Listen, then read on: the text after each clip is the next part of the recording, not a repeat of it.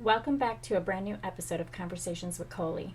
I am author Nicole Miller of the book series A through Z Guide to Raising a Good Human, a series I'm writing to bridge the gap in communication between parents and children of all ages, tackling all topics, especially those tough subjects. Thank you for joining me and my guests as they share their experience and how they turned it around to improve their lives. For the next hour, spend time listening to our conversation about some of the most arduous situations or moments when all hope felt lost. But instead of giving up, they pushed through. All right. Welcome back to another episode of Conversations with Colie. Today I'm talking to author Mike Nixon of the book Travel and the People in Between. Welcome to the show, Mike. Thank you for having me. Yes, thank you for being here. So we're going to start with our icebreaker. You have the ability to make a global change. What is it that you would like to change and why? So as far as global change, it would definitely be to reduce poverty, to end poverty. It's just difficult seeing other humans not being able to, afford food or, fulfill such a basic need. So that would definitely be it. So to end poverty, food, housing. I think that if we ended poverty and food, I think the rest would fall into place. Yes. Tell everybody about yourself. So my name is Mike Nixon. I'm from St. Louis, Missouri. I love to travel. I wrote the book Life, Travel, and the People in Between. And, that's about my 15-year journey, just traveling the world. I grew up in a city. Even though like the city was big, my family, they sort of kept me like in the same neighborhood, and I wasn't able to explore that city. But like my grandma, she would take me on trips to the grocery store or, take me downtown and visit my great grandma. And like that was an adventure for me. So as I got older and I knew it was something out there, and I just wanted to see for myself. Yeah. So growing up kind of sheltered like that, did you feel that it was impossible to travel? I was made to feel that way. Like you stayed in the state you were born, you stayed in the town that you were born. Did you feel that way growing up? In a sense, like my father, he was in the Navy, so I bounced around a little bit. But in my youth, I spent a lot of time in Missouri, in St. Louis, and I guess it did feel, I wouldn't say impossible, but like I didn't really understand what travel was, because when I moved around with my father, that was just moving to a different location. Right. So like most of the travel I saw was on television. I would see people, going to like Disneyland. That was traveling to me, and I'm like, oh, that looks fun. I want to do that. Yeah. So traveling abroad or traveling to a different country, I really never understood that until I got older. Yeah, absolutely. And I don't think that a lot of people do understand, like, how do you make that possible? It feels like you need to have like a wealth of money to be able to go travel abroad and to experience different countries. Do you find that to be true? So when I was younger, it just seemed, or so when I finally figured out what international travel was, and I wanted to do it, it did seem expensive and out of reach because I didn't know. But as I start moving around, I realized that it's not as expensive as it may seem, as it seems. But I do think that travel within the United States is expensive. It's more expensive than when I'm in another country and traveling around that country. So I could understand how Americans would think that way, because I'll just give you an example. Like if I wanted to travel to California, like right now, it would cost. I'm in Virginia. It would cost between 700, or I'll even lowball it, maybe $600 to $800 for a flight. And if I wanted to travel to Panama or Colombia, I could find a $400 or $500 flight. And also, when I'm in that country, they have buses that'll take me around the cities. Recently, I was in Colombia, and I paid $36 to travel from Bogota to Medellin, and that's 8 hours. And to travel from Virginia to New York, that's about an 8 hour, well, that was a 1 hour flight, 8 hour drive.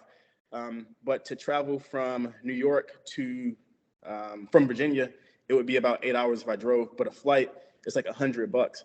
So it's just Yeah. more expensive in the States to travel. Yeah, absolutely. I agree. And I think that's where the misconception comes from. It's expensive within our country. So, of course, it would be more expensive somewhere else, right? Exactly. Mm-hmm. So, what first inspired you to travel? So when I was in college, one of my friends, we were in the same student organization. He went to South Africa and he came back and he showed this PowerPoint. This was before YouTube was big, so he made like a PowerPoint presentation, and he had photos, and you could hear the music playing in the background. And he was just eating. He showed pictures eating like different types of foods, and he was standing next to like the South African women in their traditional attire, and it looked so cool to me. And it was just something that I wanted to do. I wanted to do it so bad. I just didn't know how. And then I asked my friend, like, how did you do that? And, he was my friend. So he wasn't like someone on television or someone, a stranger. He was someone I could relate to.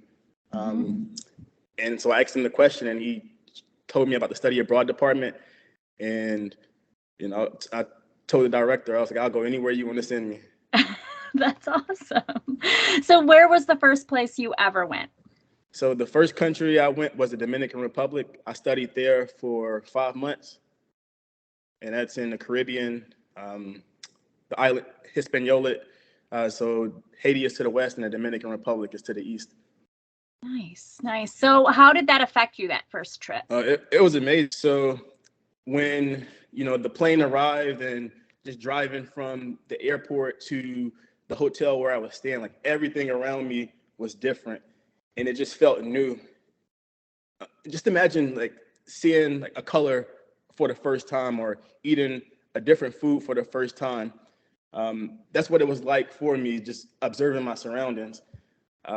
So there was that. And also the Dominican Republic is a Spanish speaking country. And at the time, my Spanish, was just American high school Spanish. So it really wasn't that good. But just being around people who spoke this language, and once I learned the language, you sort of learn how when you learn a language, you get a new perspective, because you can say one thing in a language and it's kind of hard to explain.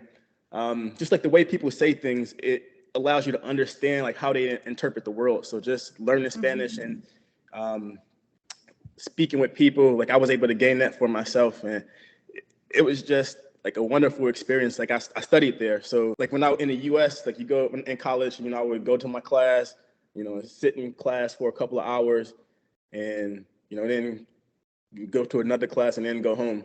Yeah. But in the Dominican Republic, we were going on excursions, when, we were reading about, colonialism, and then we would go to like plantations and talk about Christopher Columbus. Like it was more interactive. Right. And even though I spent time in the classroom, I was learning more just going on those excursions and seeing, castles and, plantations and anywhere we went. So like everything was just a learning experience, and I was just taking it all in. Yeah, I like that. I feel that if you can immerse yourself into history, you're more apt to retain it. Exactly. And I think that we have lost that here in the States. We don't take kids on near enough field trips. We don't explain how the world really works outside the technological box. Yeah, I love that. So tell me one of your favorite experiences. One of my favorite experiences. So also I worked in Nicaragua for a cultural exchange organization for about 8 months. And after I finished up, I just took a bus down to Panama, and I went to this city, or it's like islands, the islands of San Blas. And it's 50 something islands. I can't remember the exact number. But like some of them are half the size of football fields, and they're just scattered throughout the water. And the water was crystal clear, like turquoise. And I would be on one island, and I could run around the island in a couple of seconds. And then I would swim to a different island. And I didn't even know how to swim at the time, but I thought that, I drowned. This is where I want to go out. It's so beautiful. And actually, I learned to swim there, just swimming to the different islands, and then go underwater. And there are boats that were sank. I don't know when, but you can see the boats or the ships and fish swimming around. It was just so beautiful and so relaxing. And I Yeah. really haven't had too many trips like that, so that's why that trip just really sticks with me. But that really, I really fell in love with the place. One, I'm not a beach person, but and that's why I love travel, because even though you don't like something, when you travel to different places, it opens you up to like new experiences, and um, you gain a new appreciation for different things. Yeah, I agree. I agree. I feel like when you go to different countries, you start to soak up that vibe that they're giving off as you're walking the streets and meeting people and learning their history. Exactly. Yeah, I love it. So tell me how travel impacted you as a person. So, as a person, that's a great question. But I just think that it has made me more open and understanding to people, Mhm. because everyone's different. Everyone, lives, and while they live, they have different things that they want to accomplish, and some of those things they want to accomplish in different ways, different than how I see. But just traveling and getting to know people and meeting people different than myself, um, like I've been able to just understand people a lot better, and also help people understand me, like who I am, the United States. Because as I've traveled, like a lot of Americans don't travel, but also in other countries, a lot of people don't travel. And here in the United States, we have our different perceptions of people in other countries, and they have their perceptions of us. But just being able to talk to those people and just bridge the gap in understanding, Yeah. I think that has been really important in developing myself and where I fit in the world. Yeah, absolutely. So, how do you think that people can maybe lose those inhibitions and that fear that kind of holds them to their home country and get them out traveling? I think a big part of it, especially in um, non-Western countries, is the economic portion of it, because it is expensive to travel, Mhm. like for people in other countries. And it's uh, like in the United States, you get a passport for $100 and or 150, however much it costs now, and you can travel almost anywhere you want. But in other countries, like when I was in Nicaragua, I worked with a guy who was from there, and in order for him to come to the United States, he had to go. He had to set up an appointment at the embassy. He had to pay for that appointment, and then he go to the interview. He does the interview, and then they tell him whether or not he gets the visa. And in his case, he didn't get the visa, but he still paid that money. All right. And So it's not a guarantee. right, it's not a guarantee. So you have countries like that. Um, but as far as like travel goes, you don't even have to like travel outside of the country. Like if you can't travel outside of the country, I encourage people to travel within the country, because even in the United States, we have all of these different assumptions about one another, like in Yeah. whether it's a different city or a different state, and just traveling and seeing how, and just so it's not as expensive as maybe traveling outside of the country, but traveling within the country, you still get insight to how different places in the world are, Yeah. even if Yeah. it's the same country. Yeah. Do you think that traveling also kind of helps bring you into perspective of your economic needs? It Definitely, Yeah, I feel definitely, that travel has helped me really kind of put into perspective what I really need as a human being to live on this earth. exactly. Because I know when I went to the Dominican Republic, first like everyone they were telling me like how dangerous it was to travel outside of the states. So when I went, I really didn't take anything valuable, and I took like really old clothes and like old shoes, and when I got to the Dominican Republic, like everybody looked so nice. Like the guys, they had jeans, shirts tucked in, and I was like, oh man, I look like I'm Like a homeless slob. here. But also, I did see the side impoverished, the impoverished side of it, and people just living, in conditions that I had never experienced before. So when I got back to the States, I realized that, the expensive clothes that I did have, or the material things that I had, they really weren't important in like the grand scheme of things. And like since that experience, like I've just become a minimalist. Like I really don't need like much at all. Like I probably have like 2 or 3 pair of jeans, Mm-hmm. like 2 pair of shoes. I really don't have much at all. Mm-hmm. I was the same way. I was all about having and possessing a lot of weird items, like clothing especially.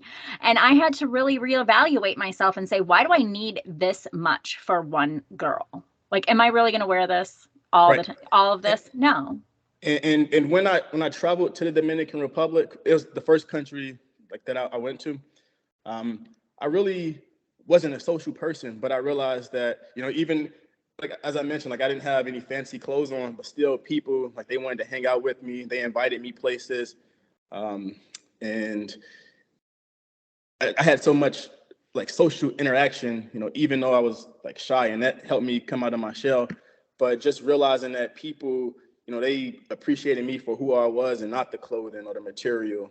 Yeah. That was really important in me deciding, this is not what I need. Like all I need is a couple pairs of clothing, some food, and a roof over my head, and I could survive. Yeah. Yeah, I love that. And so when you're traveling and meeting new people, have you found that in other countries, especially, people are more willing to kind of share their community with you? Yes. People, I'm not going to say more than United States, because, I've been to places in the United States where people, have been open, but like my journey has started, abroad, like in other Mm-hmm. countries. And, you know, I have experienced, being going to, like in my book, I talk about when I first arrived in Nicaragua. Like I worked for a cultural exchange organization, and after the training, we were sent to a community and where we had to develop these cultural exchange programs. And when I first arrived in the community, I didn't have anywhere to stay.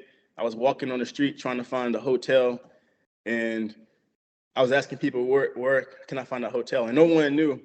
But then I found one lady, and she invited me in her house. She gave me dinner, and then she walked me to the hotel. Oh, how nice. So like I have had those experiences, and a lot of them have been abroad, and that's what keeps me traveling. That's what inspired me to write my book. Yeah. Just people being, people, and just Yeah. kind, generous. Yeah, it kind of opens your eyes to what humanity really is about, and it's about being kind and inviting and sharing and, you know, living, really. Exactly. Were And, you and more and ever more people Oh, are go like that ahead. than not. Yes, and I think that's a misconception that we're seeing if we're on social media too much. We're seeing people as not being as open and kind and sweet. We're seeing the world kind of more angry and opinionated and I don't know. Exactly. Yeah. And so the reason I gravitate toward people like you who travel and write about it is because you see the world for how I see it. I still see those good humans. I still see those invitations. I still see people who want to share their culture and share their stories about where they came from. Yes. Yeah. Were you ever afraid when you were traveling? Um, and I think it's something I experience quite often because, when you pull up a country, like the first thing you see are the negative things about it. Like, don't go here. It's dangerous. Something bad is Mm-hmm. going to happen. So, um, like every time I get on a plane, I'm like, oh my God, what am I getting myself into? And then when I get to the country and I look at when I get to the country, I'm in a taxi and I'm looking around and, see people walking and you're like, oh, this is all it is. Yeah. But like I said, I went to Colombia a couple of weeks ago, and everybody was like, oh, it's so dangerous in Colombia. And, and you can go to places in the States that are dangerous. Yeah. You just have to, be smart about it. But just, and that's why I like traveling, because, even though, people say it's like this, or you see in the media, oh, it's like this, when you get there, it's completely different.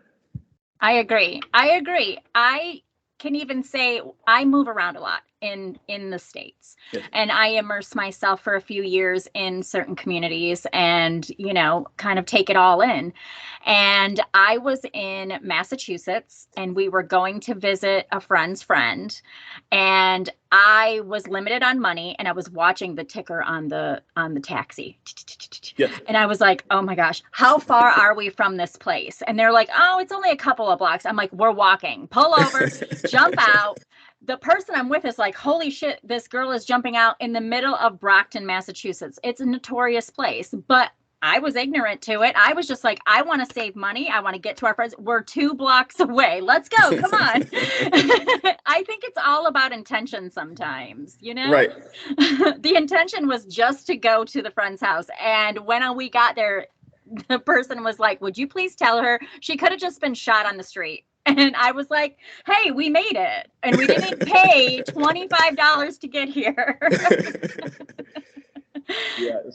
And, it's like it's just one of those things where, like, I guess, I've been lucky, because I have heard,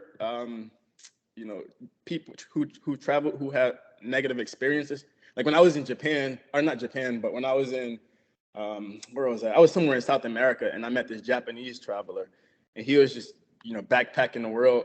And at the time, he was backpacking South America, and he visited like some country in South America, and he told me about, I can't remember what country it was, but he was stabbed in the country, and he had to go to the hospital. And I was like, why didn't you go back to Japan? And he was like, because if he was young, he was a younger guy. He was like, because if I called and I let my parents know I was stabbed, I'd have got in trouble, and I would have to go back to Japan, and I would have to stop traveling. So he just kept going. Yes, but he just kept going. But things like that, they can happen in South America. They can happen in North America. They can happen anywhere. Yeah. I kind of liked your attitude too. You didn't know how to swim, but you were like, hey, if I drown, this is where I'm drowning. Right. And there are people around. Hopefully they won't let me. Yes. I love that. So what inspired the book? The book. So I always say it, like, I think writing a book is something like most people talk about. And it's one of those things where I was thinking about it. I was talking about it for a while. So I just decided to look at some old journals and write it. But most of the book, it was written during COVID when I had like time. Mm-hmm. I was in Japan. I'm in the Navy, and I was stationed in Japan. And what year was it? I think it was 2020. I just left the ship, and I get home and I receive a message. Oh, there's this virus going around, and we don't know what it is. So quarantine. You got to stay home for 3 weeks. And like the first couple of days, I was like, yeah, I don't got to go to work for like 3 weeks. Cool. But after 2 days, I couldn't take it. So I just started looking at those journals, looking at some stuff that I wrote, looking at photos, and I decided to turn it into a book. And before writing the book, I thought about just things that were important to me. And of course, travel, and more importantly, like the people who have been part of that experience. Because whether it's travel, whether it's anything, like the people, they make the experience what it is.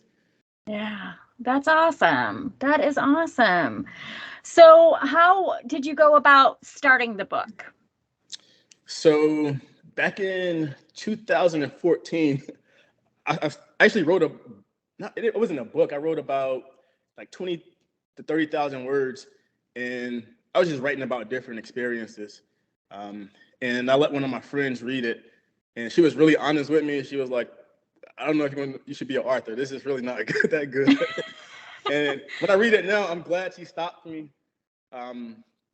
But I guess that was some experience. Like I knew that I could write 20,000 to 30,000 words. So I just started, like I said, I started over, and I wanted to write about things that were important to me.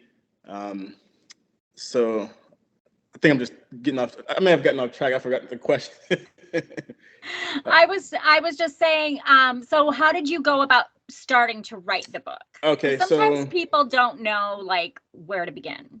right. So like I said, I started with, what was important to me, and I just started like in the beginning. Like I wanted to be a memoir, but also I wanted it to be, because for me, like starting from beginning like to end, like that was easy for me to follow, and I just picked like just people, and I just picked people who were important in my every. I don't want to say one person was more important or some people were more important, but I just wanted to pick people who stood out during those particular times, like Yeah. when I was in the country or in my life, and like my book, it sort of follows like that pattern, like just like when I'm in a place, like who was there with me and what the experience was and like what it meant. Yeah. And so I bet And, you've met and a lot of people you never would have met had you not traveled like you do, right? exactly, and not travel, but also just like I start off like when I start off, like I'm a shy guy, and it's not even about travel. Like I was working like at Walgreens, and some of my coworkers, they used to invite me to go out, go watch like fights, at the restaurants, at the bars, and I wouldn't even go out with them because I was just like shy. I really didn't want to do that, but the first time I did it, I met more people, and then we started going out more.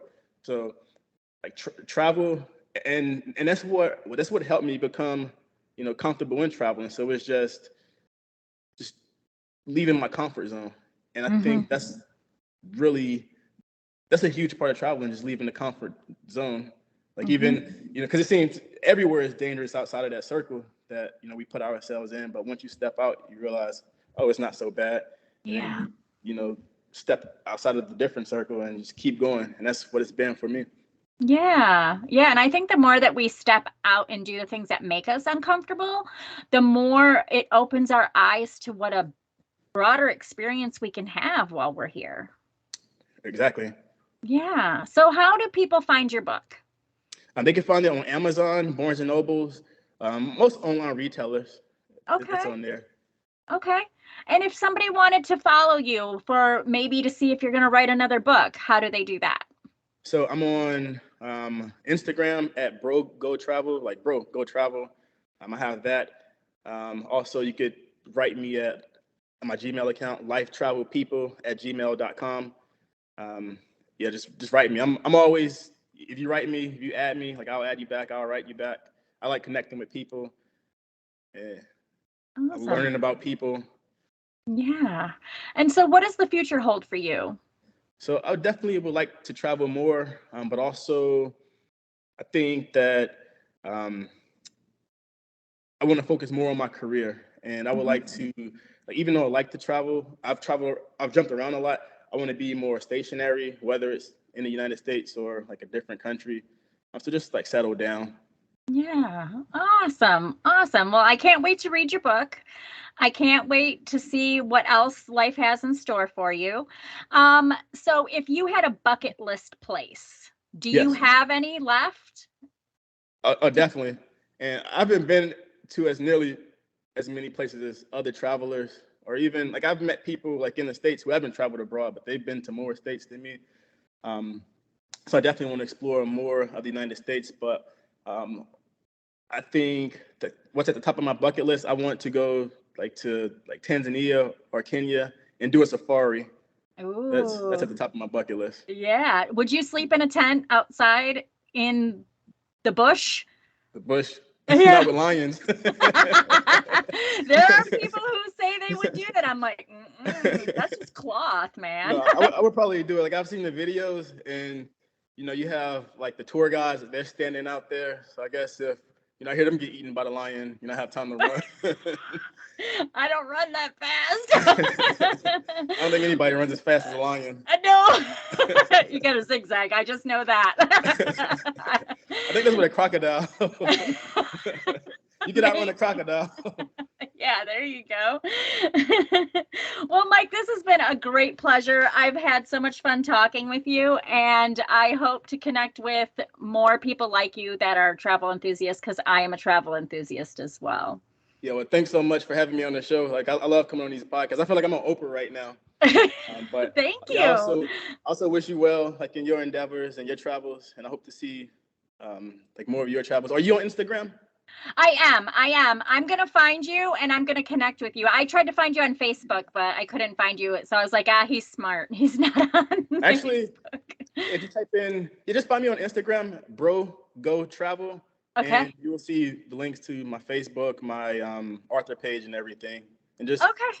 Yeah, just add me. I'll add you back. And great. And I want to read the book too. And I want to revisit maybe reviewing it and getting other people to read it, because I really think that for mental health, especially, if you get outside your comfort zone a little bit and see that we're all pretty much the same. We're going through something, we're doing something, we're trying to just get through the life experience. Why not make it a fulfilled life experience? Exactly. Like, I've met people like during my travels where, because I've like, my primary place to stay on my travels was at hostels, and I would meet people, and instead of going on tours, we would just get on buses together, and sometimes it involved like just constant conversation, and other times it was just having each other's company, and that's not saying anything, but it was just having human interaction. Yeah. That was great. I love it. Well, you have a new follower and a new friend in me. So it was so great to meet you. Thank you. Yeah. Thank you for listening to this podcast and all our other podcasts on YouTube and Spotify. I would like to also shout out a couple of apps that have helped me and a couple of products that have helped me in my podcast journey. FUD. What the FUD is FUD? The FUD app is an app that connects you to those who need your business. There is something for everyone. Side hustles? Check. Coaching opportunities? Check. Audience? Check. They have what you want and what you need within one place, and they support you and your hustle, or shall I say, bustle. Debbie. Let me teach you how to Debbie. Debbie is a natural energy booster. They also make a hydration powder, and they give you free gifts. Share this episode back to me at coliescleaners@gmail.com, and I will give you a savings promo code. Are you a coach, a teacher, an educator, and you have wisdom that you'd like to share to others that you may not find on the platforms you're currently on? Follow me and this podcast on the Wisdom app.